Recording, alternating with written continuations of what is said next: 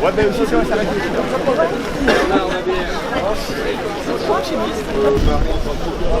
Non, je vais aller-retour. Ouais, j'ai un véhicule à aller voir là-bas. Les vieux dans la misère, les jeunes dans la galère de cette société-là, on n'en veut pas. Les vieux dans la misère, les jeunes dans la galère de cette société-là, on n'en veut pas. De l'argent, il y en a dans les caisses du patronat, pour les retraites, pour les salaires, pour les emplois. De l'argent, il y en a dans les caisses du patronat. La retraite à 60 ans, on s'est battu pour la gagner, on se battra pour la reprendre. La retraite à 60 ans, on s'est battu pour la gagner, on se battra pour la reprendre. Des milliards, pas pour les actionnaires, pas pour les militaires, pas pour la guerre, mais pour les retraites, pour les salaires, pour les emplois. La réforme, si tu savais, la réforme où on l'avait. Aucune hésitation. Non, non, non à la réforme Macron.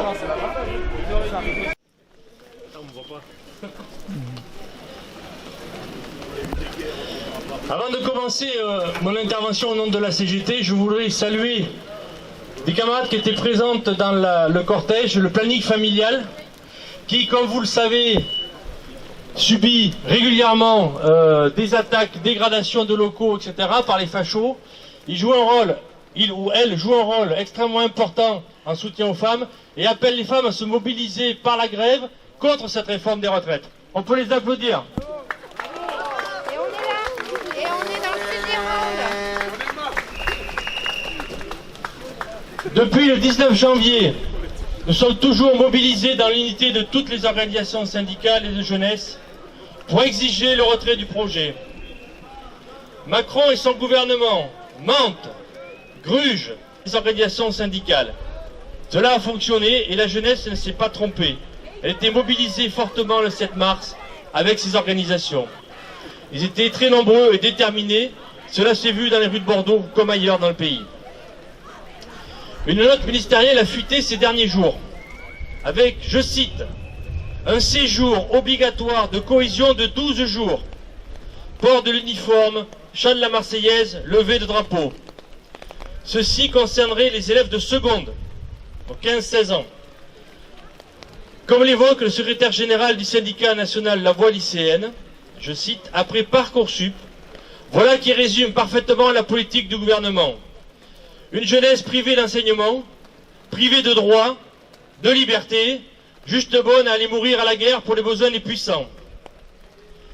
La seule fois de l'histoire de notre pays où était mis en place un tel système obligatoire, autre que l'école, c'était la mise en place des chantiers de la jeunesse, mise en place par Pétain après l'armistice en 1940.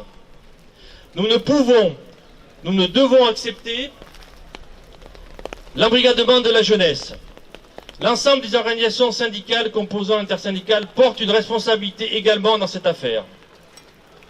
Aujourd'hui, nous avons comptabilisé devant la mairie 700 manifestants, bravant les intempéries, ce qui montre aussi une certaine détermination. Mais cela ne suffit pas. Répondre favorablement et en nombre aux manifestations, aux journées nationales, ne vont pas suffire pour faire plier Macron. Il est prêt à utiliser le 49.3 dès le retour à l'Assemblée nationale du projet de loi. Nous pouvons toujours le faire reculer. Pour cela, discutons entre collègues, réunissons-nous, même si dans certaines entreprises il n'y a pas de syndicats présents, des moyens de mettre à l'arrêt l'économie. Il est toujours possible de gagner.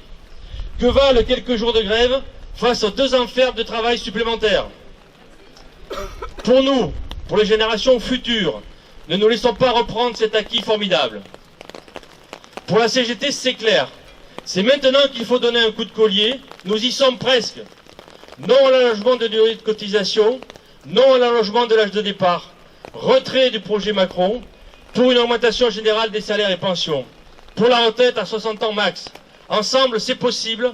Ensemble, on peut. Non, on va gagner. Merci.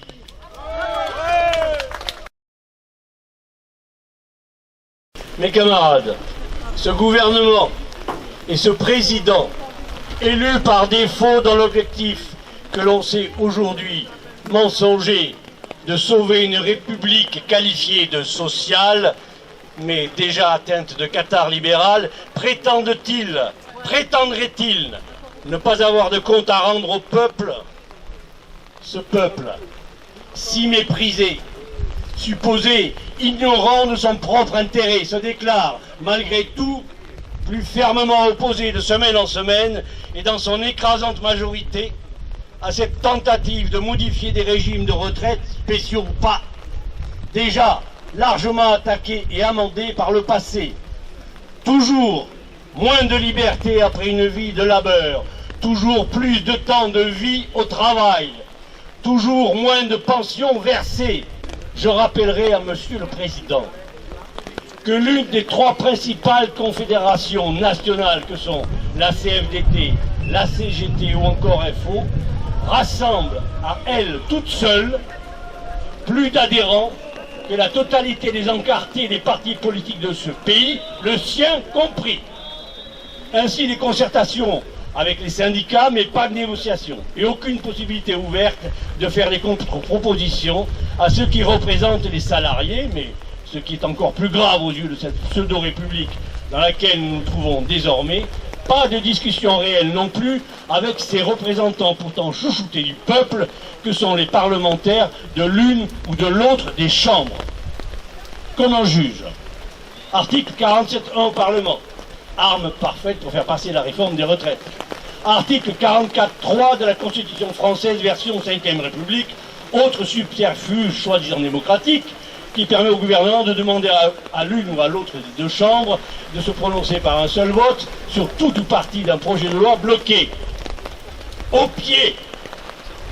Et si ça ne suffisait toujours pas à imposer, toujours constitutionnellement bien sûr, une loi dont personne ne veut, tout au moins en l'état, article 49.3, pour passer en force et clore de façon autocratique un débat qui n'a jamais été ouvert et que l'on ne vienne pas à nous chanter le refrain des défuntes 30 glorieuses et du retour à des temps économiques plus difficiles dans un pays qui a multiplié sa productivité par 10 depuis la libération et qui a vu 10 points de PIB passer du salariat au capital à la rente dans le même temps. Pour conclure, nous allons gagner. Nous devons gagner. Car cette question des retraites pose en filigrane la question de la démocratie. La vraie, celle du pouvoir au peuple et pour le peuple. Retrait intégral du projet de loi, ouverture de vraies négociations. Ouais. Merci les syndicats. Pour la FSU, je vais être un petit peu plus bref parce que beaucoup de choses ont été développées déjà. Je voulais juste rappeler que le 8 mars, il n'y a pas longtemps, on a fêté la journée internationale des droits des femmes. Et je pense que cette retraite, il faut que ces journées, on ne les oublie pas. On doit penser aux femmes tout au long de l'année. Cette retraite-là va les pénaliser, ce sont les grandes perdantes de cette retraite-là. Il faut savoir que les femmes ont 40% de moins de retraite que les hommes. Le salaire est de 26% de moins que ceux des hommes. Si on atteignait l'égalité salariale, on dégagerait 62 milliards de plus pour les cotisations. Donc on a de la marge encore. Donc là, le message c'est juste, on pense aux femmes, cette retraite-là, il ne faut pas qu'elle passe. Pour les femmes et pour tout le monde.